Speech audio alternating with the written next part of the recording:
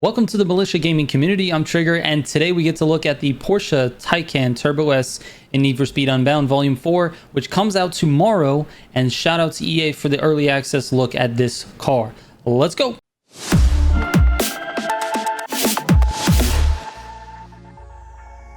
Real quick before I get into the video, because you're watching this means you're playing Unbound, or you plan to play Unbound in Volume 4, and if you're playing, chances are you need someone to play with.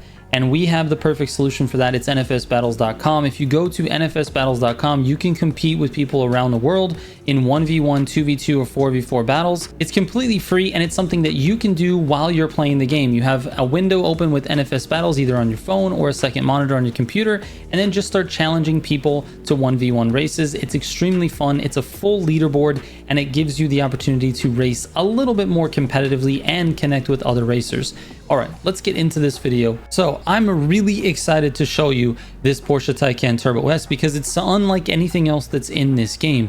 It handles completely different, the upgrade parts are completely different, and the customization is absolutely insane. The car looks so good when it's customized. It actually looks pretty good stock too, but let's get into it a little bit. I'm going to be going through some of the questions you might have, and then we'll go through driving it. You can hear it, you can see it, and then we'll customize it as well, and I will give you a build for it at the end of this video, so stay tuned. The first question is, how do you unlock this car? And the way you unlock it is by completing 3 of the Porsche Unleashed playlist. It's a very easy playlist. It's 3 races. You do it 3 times and you get the car. You actually don't get the car though. You have to purchase it afterwards. So first you would go to the map, go over here to the S Plus meetup, and then scroll over to the Porsche Unleashed playlist. Complete that 3 times and you've unlocked the car. Now, once it's unlocked, you can actually buy this car in multiplayer or solo. It's totally up to you. Some people have asked me, can I get the car in solo? The answer is yes, but you have to unlock it here in multiplayer first. Once it's unlocked, you can just go over here to the store, scroll over to the Porsche section, and you'll see the Porsche Taycan Turbo S. Now it comes stock in an A+, which means technically you should be able to build it into A, but you can't. The build parts are completely different with this car because it's a fully electric car, and you can't use the gearbox trick. I don't know if you guys know about the gearbox trick, but you take the gearbox, you dump the lowest gearbox into it, and it drops the PI rating into something that it really shouldn't be in, and that's just the little build trick that we know. Anyway, you can't do that with this because it has a stock gearbox of a 2-speed gearbox, and it's specific to this electric car. There is no gearbox trick, therefore it can only be built into A+, S, and S+. But it is $250,000 once you've unlocked it. You have to purchase it afterwards. So you have to be prepared, make sure you have the money together. You should. $250,000 is not that much in this game. All right, now for the fun part. I get to show you guys what this car looks like when it's fully customized. This is nice. All right, let's take a look at the body kits first. So we have the Avante body kit. It's nice. It's not too bad. Not too bad. The Mansory body kit, it looks kind of plain in my opinion, but it's okay. And then you've got the prior design. Looks nice, but it's nothing special either. I prefer the Avante kit. This looks nice. This is the best one. This one here is the best one. It's got good wheel fitment, good aggressive lines. I'm going with that to start, and then we're going to customize some of the body pieces because there's some really nice things you can do here. So let's look at the bumpers. Some of these look so aggressive. I actually like this bumper over the other one, so we're gonna put that one on there.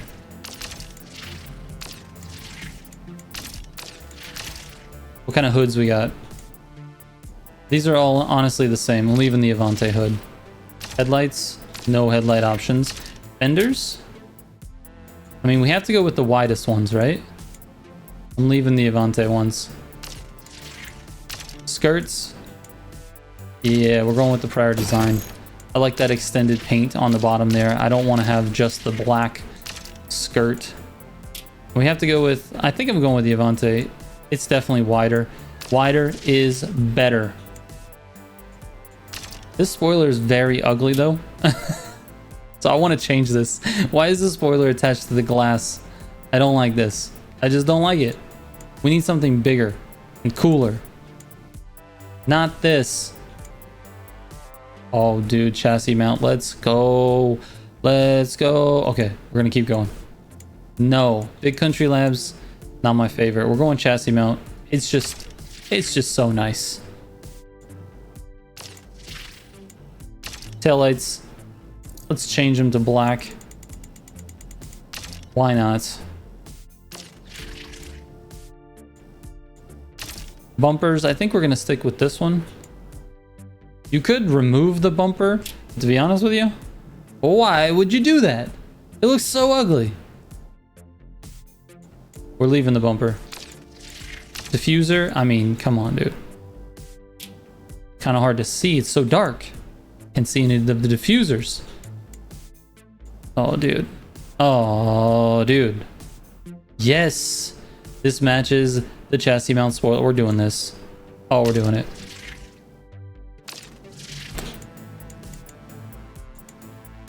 All right, I actually really like these wheels. You can put whatever wheels you want on it, but I'm keeping these ones. And of course we have to make the windows black. And honestly, this car would look better black. I just don't feel like it looks fine in silver, but I feel like it would look better black. Let's paint it. Also, I like gloss black. No saturation, no hue, no brightness. I want this thing black. Yes, dude. Apply changes. We also need some sort of, I don't know, maybe we need like a decal or something. I don't feel like it's dark enough. Is there a way to get it darker? Ooh. Oh, that's nice. That's darker. Oh, chrome is even darker. Why is chrome darker? That doesn't make any sense. But it looks nice. Doing it. That right there is a beautiful looking car. I would drive this in a heartbeat in real life. Now we need to know how she sounds. All right, let's crank up the audio.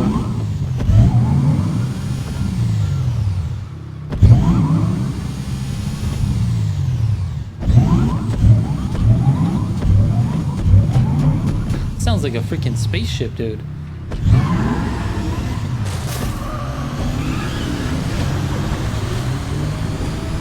Sounds cool, sounds cool. All right, now let's give it some boost.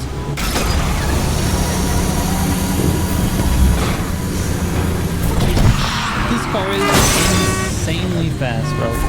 It is so good. It accelerates insane. I don't think it has very good top speed, and I'll get into that a little bit with the build, but it is just crazy good acceleration. If this had a drag race mode,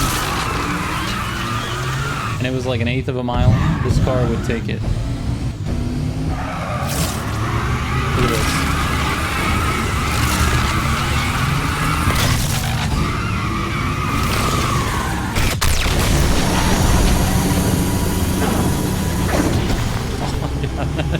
It gets to 130 super fast, and this is just an S build.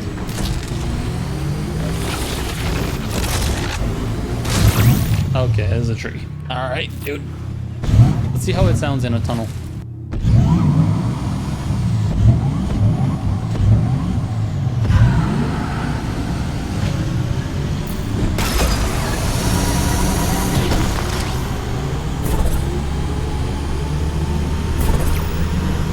Higher speeds it starts to on a wood cops. At higher speeds it starts to whine a little bit. I don't know if I like that or not. If I could just drive it properly. Let's get this sound again here. Now let's stop and park it next to a wall. Let's see if we can hear it better. That's like a trick in real life. Ooh.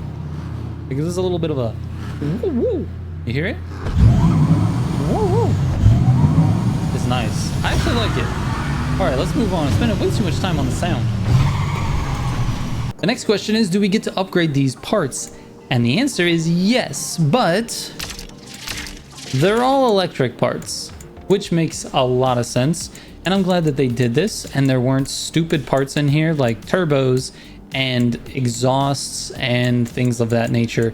You have the battery cooling, you have the ECU, obviously, you have the power system, you have the motor components. I don't know how that's different than the power system.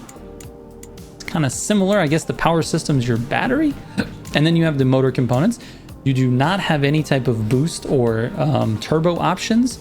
You just have naturally aspirated. And then, of course, overcharge, which is a NOS, essentially, but for electric cars. So that's pretty cool. I actually like that they did change some of this. I don't like that they couldn't figure out an option for the turbo. I guess there's really no other way to force air into an engine that doesn't need air to run. It's weird. Okay, but let's go with this build. So here is the build that I'm rocking. You also can't change the clutch because there isn't one, and you can't change the gearbox because there's only a 2-speed for this car. The auxiliaries are even different. So you have boost drift, boost grip, all of the same boost options, but this is for your overcharge all the way up to radio jammer and getaway driver. These are all the same, but it did change the auxiliaries to match the picture of the overcharge, which is nice.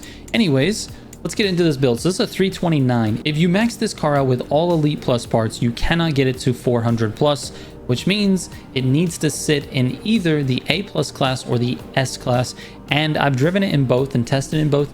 S feels better. So here's the build I've got. Elite battery cooling, Pro ECU, Elite power system, Elite motor components, and then obviously naturally aspirated, and then a super overcharge. That puts you at 329 when you have a basic suspension. You got super brakes and pro drift tires. This thing feels amazing to drift. It actually reminds me a little bit of Need for Speed Heat, the way it handles. It feels great to drift. It holds a lot of speed through drifting, and I just like a drifty car. So this is a very, very good, fast, but only a short track build. If you try to use this on speed races, you're gonna lose. Trust me, you're gonna lose. And of course, we do need the Elite differential. Actually, we don't need the Elite differential. If you don't want to purchase it, you only really need the Sport differential. That puts you at 15% drift, which is where I have the handling on this car. So I don't even know why I spent the extra money on the Elite one. Here is the handling, 15% drift, 1 on the steering sensitivity, and 5 on the downforce. You get traction off and gas or brake tap to drift. It's very important to have both. You need the gas to initiate, you need the brake to snap your car to a bigger angle if you need it. Now the stats are kind of insane except for the top speed. The 173 miles per hour for an S-Class car is just not enough to do it on most of the longer, straighter courses, like say Fishhook or something like that. It's just not enough. But on courses like Blue Collar, it actually does pretty well. It's got a 0 to 60 of 2.2, which is great. It's got 1,300 horsepower, almost 1,000 torque, and 9.7 quarter mile. It's just very, very good in terms of an S-Class car, and it handles like a dream. Now, I did try to build this car for a grip build. Now, in my opinion, it doesn't really have the turning radius of a proper grip car. However, it is fairly quick. So you can take turns a little bit slower because you can accelerate out of them a lot faster than most of the cars in the game. So it's kind of up to you. If you like to drive it grip, you can drive it grip. If you like to drive it drift, drive it drift. I prefer it in a drift setup. It just feels natural to the car and the way that it handles. It's an all-wheel drive car and it pulls itself around the turns. You can enter pretty much any turn at full speed without braking, and you can just drift around it without worrying about going off course or something like that. It is very easy to control. So that's my analysis with this one. Totally up to you though if you want to run grip or drift. And lastly, I'll talk about how this thing does with cops and link-ups. For link-ups, it's okay, and the reason I say it's okay is because it's a very light car and it doesn't pack a big punch. I don't know if it's actually light, but in the game it feels light and it does not hit and do a lot of damage to cops. So it kind of is annoying to use in link-ups because it takes multiple hits to kill the cops on those objectives. So as you notice here, I was using it for getaway driver because I was testing it on chases. It's actually quite good for chases because you have very good acceleration and you can kind of dip around corners and get out of there quickly to get out of the cop's sight. So it's good for that. But for link-ups, it's just okay. Like I said, just not heavy enough, doesn't hit hard enough. I'd prefer other cars for link-ups, but Again, good chase car. Actually, you could use it for gauntlets as well.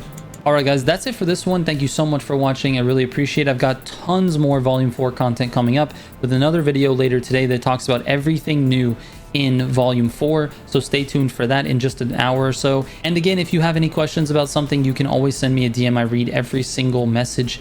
And then go to NFS Battles, man. Check it out. Go play some people 1v1, 2v2, or 4v4. It's an absolute blast, and put your name on the leaderboard. And again, if you have questions about that, DM me. All right. Thank you so much for watching. I appreciate it. I will catch you on the next one. Trigger out.